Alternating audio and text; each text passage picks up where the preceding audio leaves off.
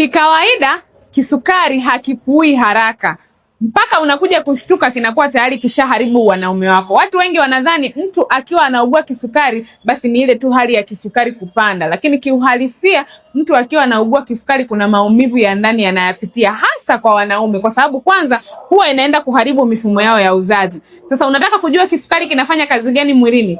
Jambo la kwanza, huwa kinaenda kuharibu mishipa yake ya damu. Kwa hiyo automatically huyu mtu atashindwa kuperform tendo la ndoa. Usisahau kwamba ili usimamishe maumbile unategemea mtiririko wa damu ulio mzuri. Lakini jambo la pili, kisukari huwa kinaenda kuharibu neva za fahamu. Kwa hiyo ubongo utashindwa kuitikia ule msisimko wako ili wewe uweze kuperform tendo la ndoa. Lakini jambo la mwisho, kisukari huwa kinaenda kupunguza kiwango cha testosterone. Kwa hiyo huyu mtu automatically atakosa hamu wakati wa tendo la ndoa, atakosa hisia wakati wa tendo la ndoa. Kwa hiyo 80% ya wanaume wanaougua kisukari huwa wanapitia changamoto ya upungufu wa nguvu za kiume. Na kiuhalisia kisukari kinatibika, changamoto ya upungufu wa nguvu za kiume unatibika.